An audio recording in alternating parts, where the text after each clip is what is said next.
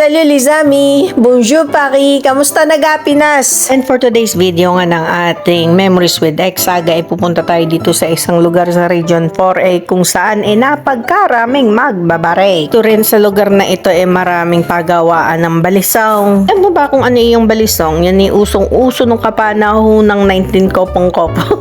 Oh, grabe naman sa 19 kopong-kopong. Basta din sa lugar na ere, usong-uso ang salitang cow, diner, oh, ay tarang baray. At ang pinakasikat nilang litanya din na kung sabihin nila ay ala ay Batangas. Wow, tayo ipupunta sa lugar na kung tawagin nila ay Imilda, dine sa Batangas. Oh, di ba? Tandaan nyo na, accent pala ko, Batanggenyong Batanggenyo na. Pero ako pa hindi Batanggenyo. Ako lang may accent ng Batangas. Palibhasa ho ako natira sa kalapit na lugar nito sa Cavite. So, lang sa amin kung magsalita may katono, may puntong Batangas. Pero ako hindi Batanggenya. Ako may pangit na abilidad na gumawa ng kung ano accent. Ako kabalo nga maghambal sa Ilonggo. Ang nanay ko hindi Ilongga, pero ang tatay ko Ilonggo. So, kabalo ko maghambal sa gamay nga Ilonggo, ha? Gani. At ngayon ako ay nasa bansang Pransya naman, nakakapagsalita ako ng un petit français, mais pas très bien. Je peux améliorer bien mon français comme ça, je parle bien. Nung sumumula, je besoin d'améliorer. Ay, naku, wag yun ang alamin. Basta sabi dito sa tagline, be honest. Kahit na ang iba hindi honest. Nasa harapan nga pala tayo ng landmark kung saan ginagawa ko siyan palatandaan pagpupunta kami rin sa Imilda. Mula sa kung saan ako nakatira sa Laguna, aabutin ng kulang-kulang 3 oras via motor. Motor ang biyahe namin ito. May motor kasi sa X. Sa kung dakilang ex-Disney princess, sakay lang, tapos matutulog lang. Makalampas na nga tayo ng Padre Garcia de Batangas. Wow, ginawang pronso yung Padre Garcia. Unang time na nakarating ako rito, naalala ko itong mga daan na to kasi pagpupunta ng San Juan, kapag may company outing dati, yung mga excursion ng company, team building, di ba, sasakay kayo ng bus, marami kayo. Ikita ko tong mga daan na to at isa sa pangit kong abilidad ipalatandain ako, matandain ako. Nako, hindi matandain na maililigaw. Basta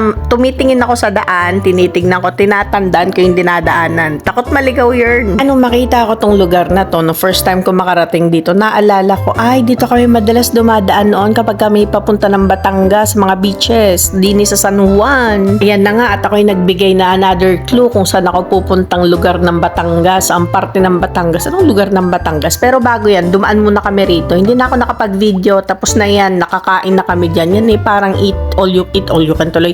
Eatery. Umalis kami ng bahay nung walang kinain, nagkape lang kami. So yung nagmamaneho, baka pa ako gutom na, ako rin baka mangayayat na. So dumaan muna kami doon at dito na kami sa kanto ng San Juan, Batangas. Kung saan kami liliko, mamaya malalaman mo. So kami dadaan muna sa isang kaibigan ni X kasi meron siyang kaibigan na taga-Dini pala. Matagal na niyang hindi nakikita. Dekada na rin kasi naging katrabaho niya dati sa Batangas.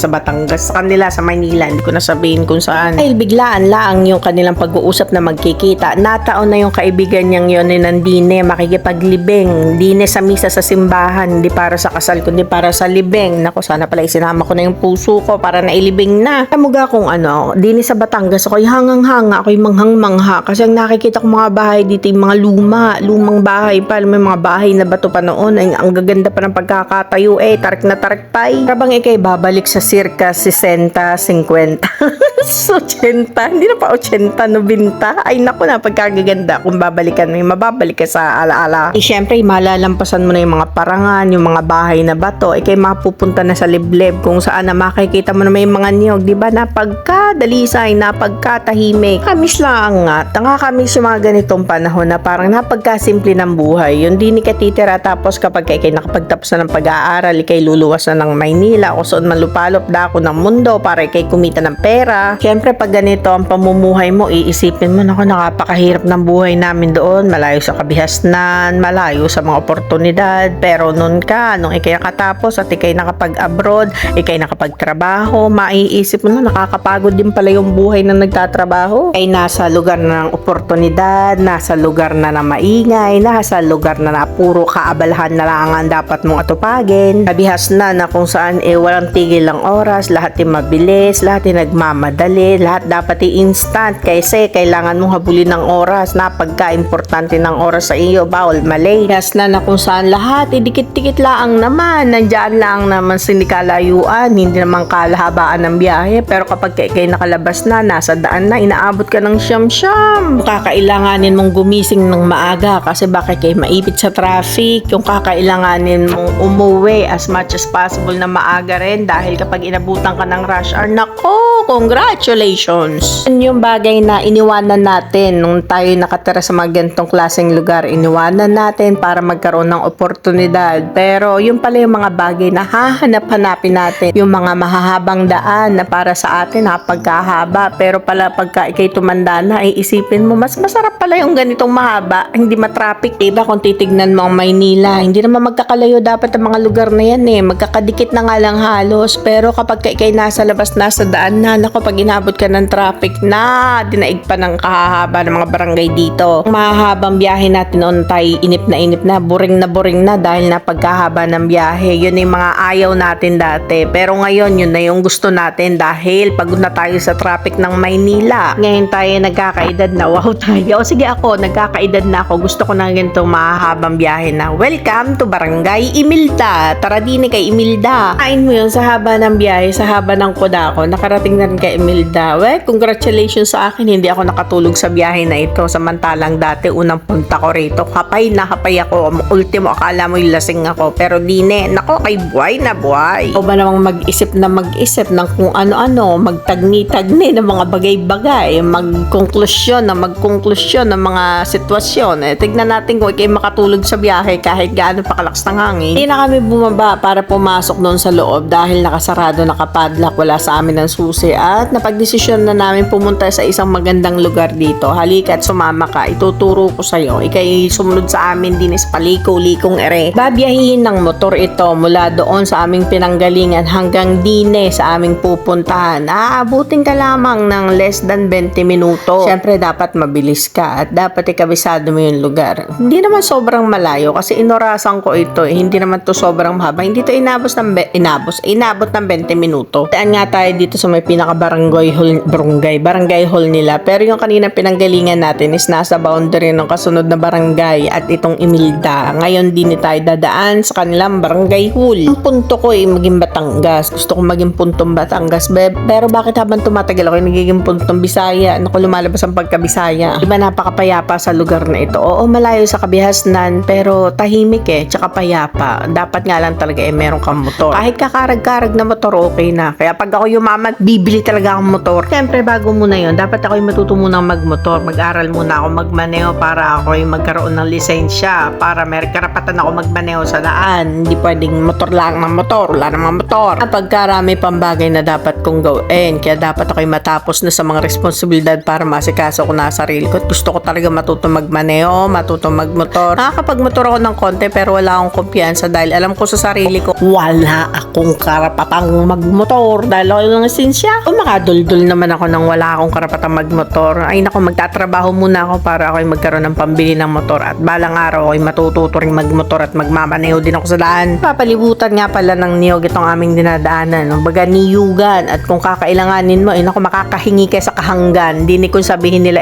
kay humingi mo na doon sa kahanggan kapag may kailangan ka. Kahanggan is kapitbahay. Ang awkward nga lang kapag kayo pupunta at panibago or dayo ka lang sa isang lugar. Kasi kapag titignan ka ng mga tao, pag kayo nakita nila, kay bago bago sa kanilang paningin. Siyempre alam nila at kilala nila kung sino ang mga naninirahan dito dahil malamang sa maaari itong mga ito magkakaisa rin or kumbaga sabihin nila isang pisa. Kapag may bago sa kanilang paningin, naku, panigurado dayo yan. Ang tingin nila sa'yo, susundan ka talaga, mararamdaman mo parang may nakadikit ng mata sa likuran mo Ni panigurado kay matutulog na maaga at magigising din ng maaga kasi napagkatahimik halata mong payapa. Ang mga nakatira dyan sa probinsya at ganito yung setup, mapuno, maniyog, di ba kapag ka mga tanghali ang oras kay tatawagin ng nanay mo at matutulog na. Naku, makikinig ka ng radyo. Kung hindi drama ang pamagat itong inyong Tia Deli. Pala yan daan na itinuturo ng araw private na daan yan. Pwede ka makiraan dyan, pero dahil ginagawa yung daan, hindi dumaan dyan sa X, dito siya pumiling dumaan dito, medyo rough road dito. Hindi naman masyadong mahalata kasi hindi mo naman nakikitang sementado, diba? So meaning to say, hindi na mahalatang rough road dito.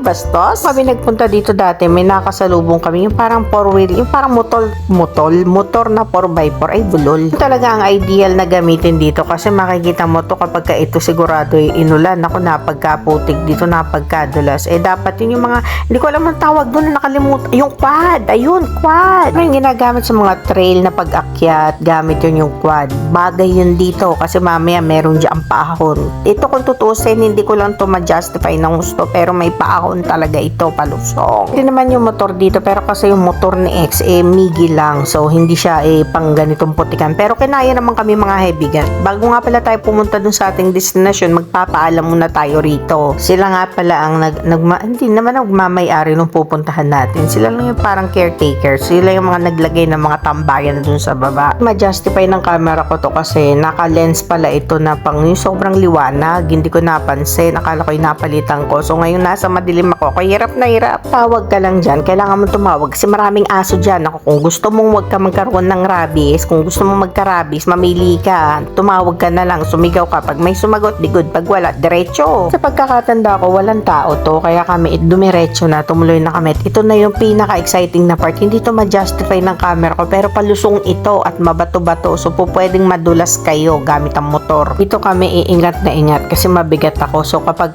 ganyang palusong, sumusud-sud ako pa ibaba at medyo nako-conscious ako. Dito nga pala may makikita ka mga parang sariling private villa at ang ganda na pagkaka-situate nila. Situate, English yun. Ang ganda na pagkaka-location nila kasi kitang-kita nila yung magandang view ng pupuntahan natin. No, first time namin nagpunta rito. Bali si X pangalawang beses, pangatlo na nila nagpunta rito. Basta ako first time, ako ay pinababa kasi noon maputik tong daan na to. So madulas. Kaya bumaba ako para maglakad para safe ako. Pero this time around, kaya na daw niya. Kaya niya na akong ibaneho hanggang baba nang walang babaan. Dapat nga lang daw magtiwala ako. Which is ginawa ko naman at I did my best. My best part na wag ako maging malikot para hindi kami magsumambalelong dyan at magpadulos-dulos, magpadagos-dagos pa ibaba. 3 layer nga pala na magkakaibang adventure ito. Itong pinakahuling ito medyo patag pa to pero yung pababang ito yung pinaka kung kakailanganin mo talagang kumapit, kailangan mo kasi matarik masyado ito. Dito naman sa biyahe ito yung pinakita talaga ni X yung kanyang prowess sa pagmamaneho ng motor. Sa dami ba naman na isa kanya sa motor niya. Ako ngayon lang mahalos masyadong sumasakay. Pag ako'y nandito lang sa Pilipinas, na-impress naman din talaga ako sa bigat kong ito. Siya rin sa bigat niya. Nakayanan niya kaming dalawa. Lalong-lalo na yung motor niya, si Miggy. Nakayanan kaming ibiyahin pababa. Sana napalitan yung gulong ni Miggy. Kaso ang gulong kasi ni Miggy, pang city tour laang, pang mga kabihasnan lang. Pagka ganitong mga gantong rough road nako, dapat napapalitan. Kaso hindi naman namin napalitan. Kaya nako, dahan-dahan. At yan nga yun, parang akala mo dyan nag-shooting yung mga pelikula dati nila Aga Mulak yung makikita mo napakagandang view sa baba tapos may mansion. Wow! Dream come true. Napakasarap siguro na magkaroon ng ganoong property yung makikita mo yung overviewing ng isang napakagandang lugar. Pagising mo, ito na yung makikita mo. Hindi pa ma-justify dito kasi gawa nga ng yung camera ko kanina is pangit. Nandun ka na sa panahon ng buhay mo. Yung kasi yung gusto ko nasa end line na. Ano to? Basta yung nasa dapat hapon ka na, hindi pa naman yung talagang tipong hindi mo na kayang maglakad. Nandun ka na lang sa pagkakataong wala ka ng mga mabibigat na responsibilidad. Ang meron ka na lang is enjoying yung simpleng pamumuhay. Yung tipong tapos ka na sa mga responsibilidad at pwede ka nang gumising ng tanghali sa isang araw, gumising ng late, hindi na kailangan gumising napakaaga. Tapos pagbangon mo, pagbukas mo ng bintana mo, makikita mo yung ganitong view, nasa tuktukan nito, makikita mo to, ito yung bubungad sa'yo, tapos yung hangin binibigay nito. Napakasarap siguro yung maglalakad ka lang dito sa Dalampasigan, papaupahan mo yan, may gustong mag-camping, tapos dito sila. Ang sarap siguro nung ganung buhay, ang sarap i-look forward. Sana isang araw, alam mo yung magkaroon ka ng ganito, hindi man ganito kalaki, kahaba, basta magkaroon ka lang ng isang maliit na bahay kubo, tapos ganito ang kapaligiran, ganito makikita mo. Buhay! Kailan kaya yun? Sarap matulog nung wala nang gisingan. Nako, kapag ka ito in-achieve mo, baka hindi ka na matapos sa pagtatrabaho, hindi ka na makabalik sa ganitong lugar. Baka habang buhay ka na nandoon sa maiksing lugar, sa maiksing na kalsada, puro traffic. Kaya gusto kong i-achieve yung ganitong buhay, yung ganitong pagkakataon na makakapaglakad pa ako at mai-enjoy ko pa yung mga ganitong tanawin. Konti pa, konti pa. Paano ba yan? Hanggang dito na lang muna. A bientôt, merci. À la prochaine. Salamat.